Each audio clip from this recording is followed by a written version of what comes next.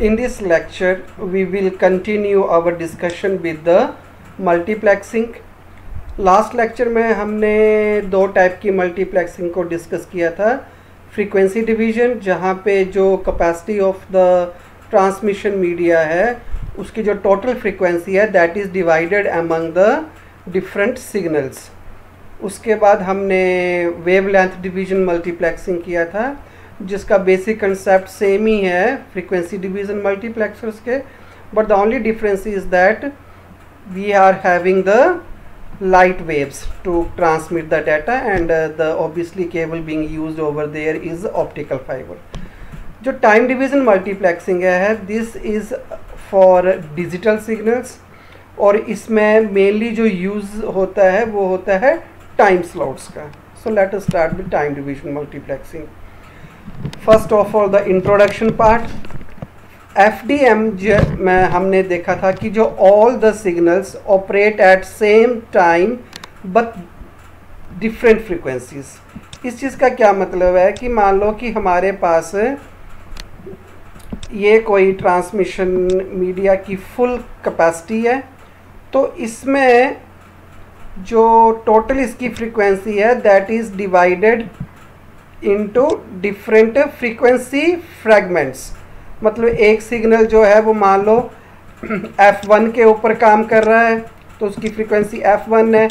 अगला सिग्नल है वो F2 के ऊपर काम कर रहा है, सो ऑन एंड ऑन. और जो लास्ट वाला मान लो कोई और सिग्नल है वो मान लो Fn के ऊपर काम कर रहा है. तो मतलब फ्रीक्वेंसी डिस्ट्रीब्यूट होगी डिफरेंट सिग्नल्स के लिए. मान लो ये सोर्स 1 के लिए, ये सोर्स 2 के लिए है और ये सोर्स n के लिए है. So operate at the same time पे ये काम कर रहे हैं लेकिन विद डिफरेंट फ्रीक्वेंसी.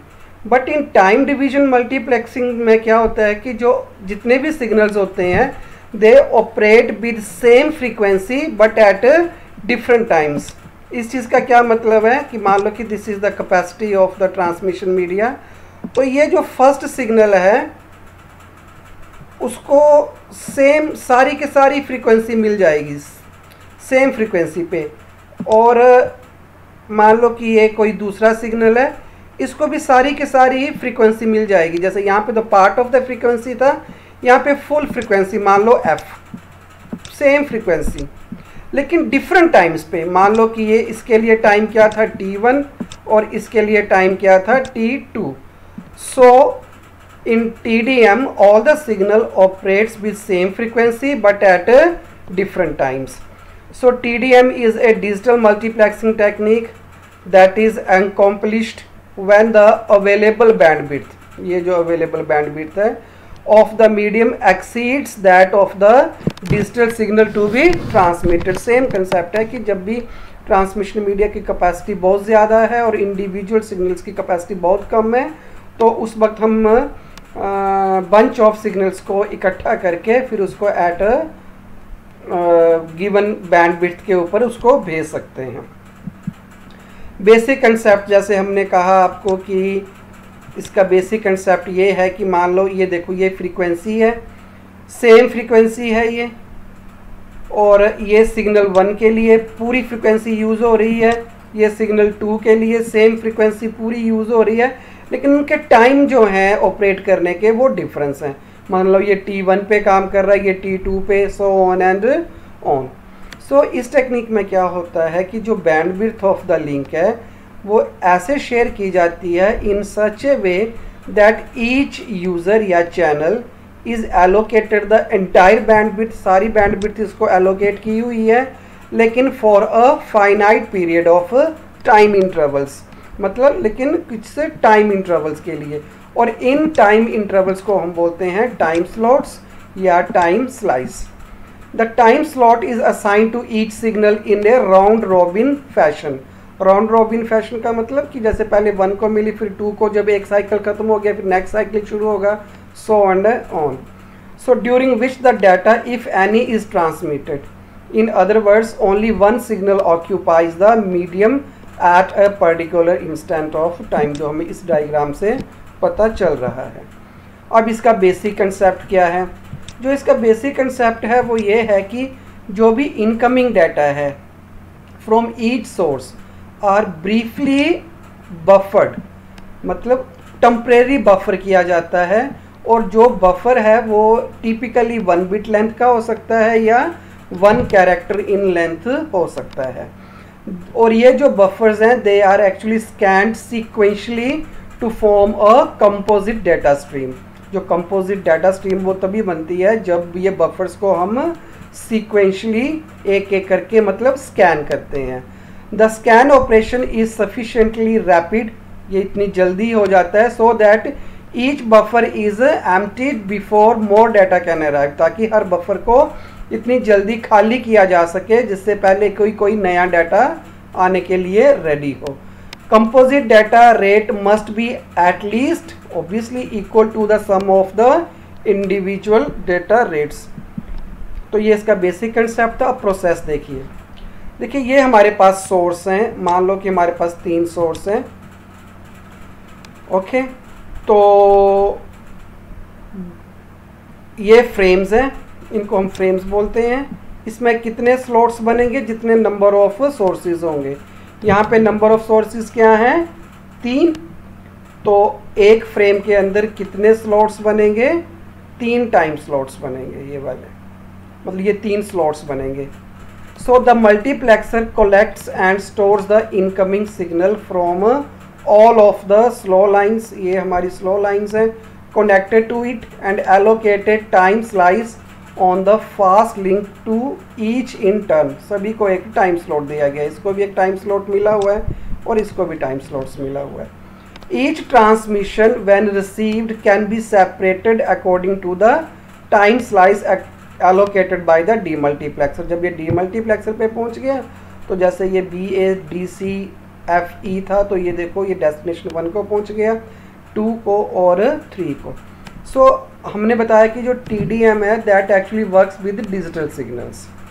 लेकिन अगर डेटा एनालॉग इन नेचर हो तो क्या होता है? Then we have to first convert it into digital form by making use of PCM या delta modulation, so that we can get the digital signal. अब दो टाइप का TDM होता है, सिंक्रोनस एंड असिंक्रोनस। तो सिंक्रोनस TDM का क्या मतलब है?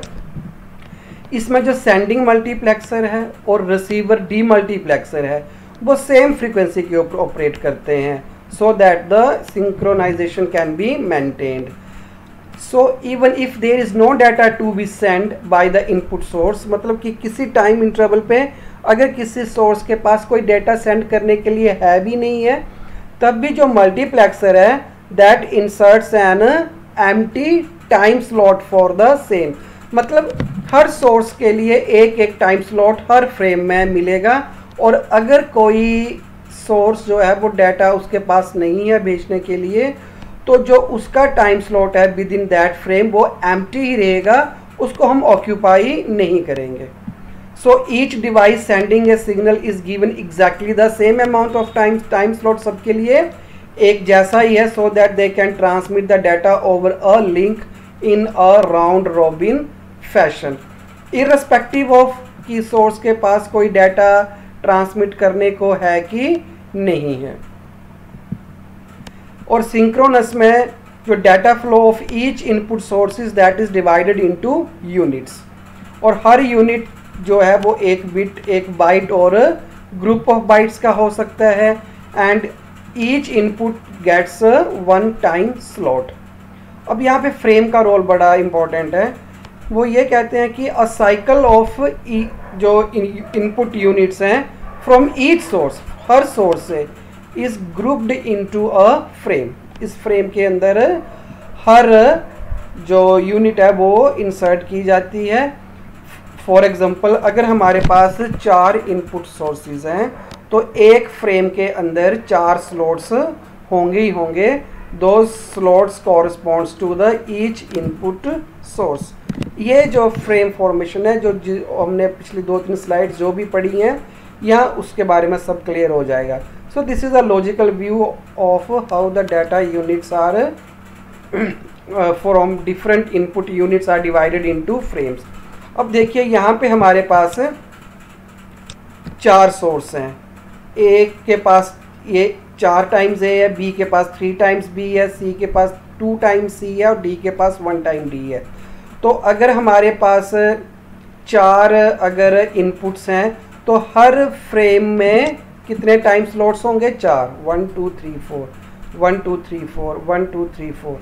तो जैसे देखिए जब फर्स्ट फ्रेम है उसमें ये वाला ए है वो यहाँ पे इंसर्ट हो गया, ये बी जो है वो यहाँ पे इंसर्ट हो गया, और ये इसका जो थर्ड सोर्स है इसका डेटा यहाँ पे चला गया, और जो डी है उसका ये यहाँ पे चला गया।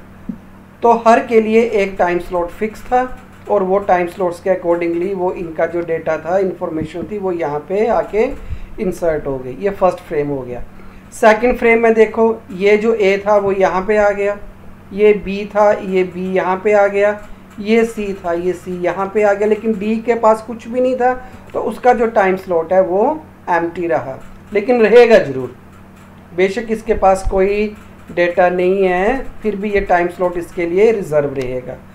अब अगली थर्ड फ्रेम में ए यहाँ पे आ गया, बी यहाँ पे आ गया। अब सी के भी दोनों के दोनों एग्जॉस्ट हो चुके हैं, इसके पास भी कोई डेटा नहीं है सेंड करने को, तो इसका भी खाली रहेगा। डी का तो पहले ही ख़त्म हो चुका है तो इसका भी खाली रहेगा। अब ये थर्ड फ्रेम है।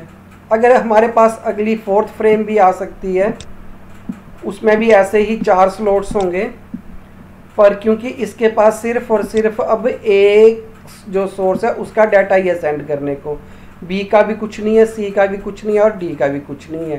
So this is the transmitter side. Receiver side में ये देखो, ये आपके पास फर्स्ट फ्रेम आ गई, ये आपके पास सेकंड फ्रेम आ गई, ये थर्ड फ्रेम आ गई, and this one is the fourth frame. तो डी मल्टीप्लेक्सर फिर उसके हिसाब से जो ए है वो इसके पास चला जाएगा। सेकंड स्लॉट क्या था? बी के लिए था, वो यहाँ पे चला गया। थर्ड स्लॉट सी के लिए था, वो यहाँ पे चला गया, और डी के लिए लास्ट था तो वो ये चला गया। अगला फिर आएगा वो ए के लिए, फिर वो यहाँ पे चला जाएगा। सेकंड स्लॉट सेकंड इनपुट के लिए था, वो यहाँ पे चला जाएगा। जो सी था वो इसको चला जाएगा, लेकिन डी जो था वो क्या था? फ्री, तो वो फ्री ही रहा। So this is the way how actually receiver works. तो देखिए क्या होता है, as the data can be seen coming from 4 inputs. ये हमारे पास 4 इनपुट्स हैं, these are 4 inputs. So each frame contains 4 time slots. यहाँ पे टाइम स्लॉट्स कितने हैं? 4। Multiplexer accepts 1 data unit 1 by 1 from each source and puts it into the high speed data link. This process continues for 4 input sources. Once the cycle completes, all these inputs are grouped into a frame. ये इसकी frame बन गई। जब एक पूरा cycle complete हो गया, मतलब एक डेटा यूनिट यहाँ से ले लिया, एक डेटा यूनिट यहाँ से, एक डेटा यूनिट यहाँ से और एक यहाँ से, और उसको फर्स्ट फ्रेम में हमने फ्रेम कर दिया, एक साइकिल कंप्लीट हो गई। So the first frame contains all the slots A B C and D. फिर नेक्स्ट साइकिल शुरू हो जाएगी, उसमें सेकंड फ्रेम बनेगी, फिर थर्ड साइकिल शुरू हो जाएगी, फिर थर्ड फ्रेम बनेगी, और ऐसे जब तक कि सारे डाटा यूनिट्स जो हैं सभी सोर्सेज के ट्रांसमिट नहीं हो जाते। This is the way how the frame formation takes place.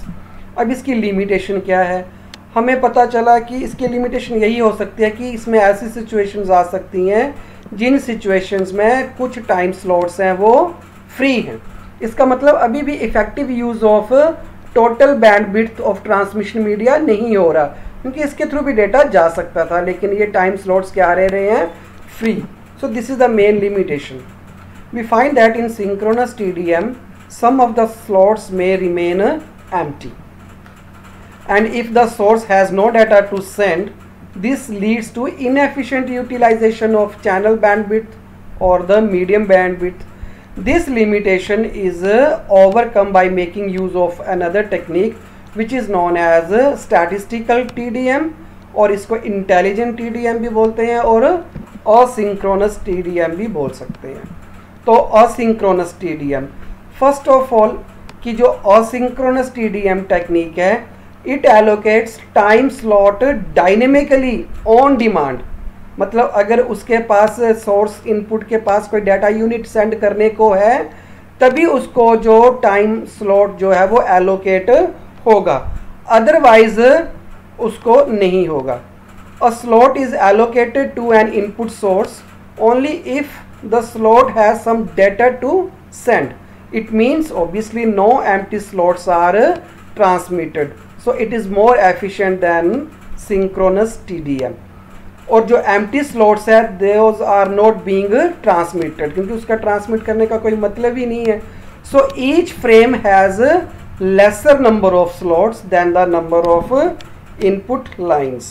क्योंकि ज़रूरी नहीं, जैसे ये फोर्थ फ्रेम है, यहाँ पे इनपुट लाइंस कितनी है 4, लेकिन उसमें टाइम स्लॉट्स कितने हैं देखिए 3 भी हैं लेकिन 1 भी है, मतलब कोई भी टाइम स्लॉट जो है वो फ्री नहीं है. तो जो असिंक्रोनस में जो फ्रेम फॉर्मेशन है वो कैसे होती है, देखो in asynchronous TDM if we have N input lines, ये हमारे पास, then the frame contains not more than m slots with m is less than n, मतलब जो m की वैल्यू है if m we take it as a number of slots, तब जो m की वैल्यू है that is less than n. So this is the primary condition. So we have taken a frame containing 3 time slots, क्योंकि total कितने हैं हमारे पास 4 inputs हैं, तो हमने कितने फ्रेम्स लिए हैं, मतलब एक फ्रेम में कितने टाइम स्लॉट्स लिए हैं 3. Asynchronous TDM multiplexer scans the various inputs, accepts the data from the lines that have data to send and fills the frame. So the frame contains, अब देखिए जो हमारे पास ये वाली फर्स्ट फ्रेम है, इससे यहाँ पे क्या आ गया A1 आ गया, अगले से क्या है B1 भी है तो ये भी इसका टाइम स्लॉट भर जाएगा, अगले के लिए क्या है C1 ये भी भर गया, तो इसका फर्स्ट फ्रेम कंप्लीट होगी, लेकिन पूरा भी डाटा नहीं हुआ. तो अगला क्या है D1, तो अगली फ्रेम में क्या चला गया D1, फिर A2 जाएगा, फिर B2 जाएगा, फ्रेम भर गई. अब C के लिए कुछ भी नहीं था, तो अगला डाटा किसके लिए आ जाएगा, फिर हमारे पास ये वाला डाटा D2 का, तो ये D2 आ गया, उसके बाद A3 आ गया, और उसके बाद ऐसे ऐसे करके उसके बाद ये सारा भर गया, तो उसके बाद ये फिर D3 डाटा चला जाएगा. तो मतलब अब लास्ट फ्रेम है, ये देखो इसमें तो ये आ गए थे 3, इसमें ये 3 आ गए थे, सेकंड फ्रेम में D1 A2 B2, third frame में क्या आ गया था D2 A3 D3, और फोर्थ फ्रेम में सिर्फ क्या रहा A4. ठीक है, तो इसलिए इसको हम बोलते हैं इंटेलिजेंट TDM. इसको इंटेलिजेंट TDM क्यों बोलते हैं कि क्योंकि the number of time slots यहाँ पे in a frame is based on the statistical analysis of the number of input lines that are likely to transmit the data at a given time. मतलब ये जो statistical analysis करता है सभी input lines का, so that only those are selected, only those input sources are selected which has some data units to transmit at a given time. पर इसमें भी एक प्रॉब्लम है, वो हम डिस्कस करेंगे. It should be noted that as attached input may not be transmitting all the time, so the data rate of the link is less than the combined data rate of all the connected input devices, जो हमने कहा. Therefore the asynchronous multiplexer uses lower data rate, support as many device as in case of synchronous TDM. Lower data rate रहेगी इसमें. In other words, asynchronous multiplexer supports more devices if the data rate is same as that of a synchronous multiplexer. अच्छा, it is observed that there is no fixed slot allocation नहीं होती asynchronous में. So the question comes to our mind, जैसे ये वाली चीज़ है कि ये हमें कैसे पता चलेगा कि कौन सा डाटा किसके लिए, ये A1 के लिए ये फर्स्ट सोर्स का है, ये सेकंड सोर्स का, ये थर्ड सोर्स का है, फिर ये हो सकता है कि फर्स्ट का हो, ये सेकंड का हो, ये थर्ड का हो, ये भी फर्स्ट का हो, ये सेकंड का हो, ये थर्ड का हो, तो इसका मतलब फोर्थ इनपुट तो बाईपास ही होगी. मतलब कैसे पता चलेगा कि जो ये वाला है डेटा यूनिट, ये वाला ये फर्स्ट का ही है, ये सेकंड इनपुट सोर्स का है S2, C1 जो है वो थर्ड नंबर सोर्स का है, ठीक है। और जो D ख़त्म हो गया, ये आगे फिर D1 आ गया, तो D1 एक्चुअली में किसका है, ये S4 का है। तो ये कैसे पता चल जाएगा कि कौन सा डाटा यूनिट किस सोर्स से बिलोंग करता है। सो ये मेन प्रॉब्लम है इसमें। So the question arises that how does the demultiplexer at the receiving end knows which input source send the data and from whom. This problem can be solved by making sure that each slot in a frame stores the destination address. तो इसका मतलब obviously हमें क्या देना पड़ेगा, अभी यहाँ पे destination address देना पड़ेगा along with the data to be delivered। लेकिन अब ये destination address हमारे पास एक एक्स्ट्रा एंटिटी हो गई, और उस एक्स्ट्रा एंटिटी के कारण जो ओवरहेड है पर स्लॉट वो थोड़ी बढ़ गई है, क्योंकि हमें एड्रेसेस भी साथ में देने पड़ने हैं कि कहाँ से किस डेस्टिनेशन को वो जा रही है। तो हम रिलेटिव एड्रेसिंग का यूज़ करते हैं। इसके लिए दो टेक्निक्स हैं। One is called as one data source per frame, कि एक फ्रेम है उसमें सिर्फ एक ही डाटा सोर्स का डाटा यूनिट्स होगा, मतलब डाटा और उसका address. A frame structure includes data from one data source. A frame consist of address to identify the source and the data that is to be transmitted.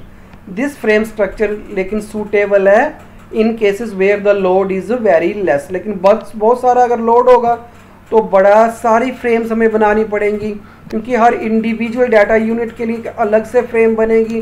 तो ऐसे तो we are having multiple frames, so it is a very time consuming process, but this is suitable in case where the load is very less. दूसरी, ये first technique है। Second क्या है हमारे पास, multiple data sources per frame. इसमें क्या करते हैं हम कि a frame structure includes the data from the multiple data sources। यहाँ पे तो सिंगल सोर्स था, यहाँ पे multiple data source. A frame consist of address to identify the source. Same, एक तो एड्रेस तो रहेगा ही रहेगा, ये एड्रेस तो रहेगा ही रहेगा। उसके बाद length of the data field, कि ये जो डाटा है ये इसकी लेंथ कितनी है, तो वो लेंथ जो है वो ये वाला फील्ड बताएगी। And then the data that is to be transmitted. जैसे कि मान लो कि ये एड्रेस बता दिया, इसकी मान लो लेंथ है 5, मतलब मान लो कि 5 बिट्स, तो ऑब्वियसली ये 5 बिट्स जो लेगा ना वो डाटा के लेगा, फिर उसको पता कि इसकी लेंथ कितनी थी 5 बिट्स, तो ये 5 बिट्स के बाद डेटा को रिकॉग्नाइज नहीं करेगा। उसके बाद उसको पता कि जो अगली फील्ड कोई आ रही है 100 को डिजिटल डाटा है वो एड्रेस होगा फिर अगली फ्रेम का। सो इससे हमें पता चल जाता है कि उसका एड्रेस क्या है, उस डाटा की लेंथ कितनी है, और उसके बाद डाटा, और उसके बाद नेक्स्ट फ्रेम शुरू हो जाती है। So this is the way how multiple data sources per frame takes place. So this was all about the time division multiplexing, wherein we discussed about the synchronous and asynchronous TDM. Thanks for watching.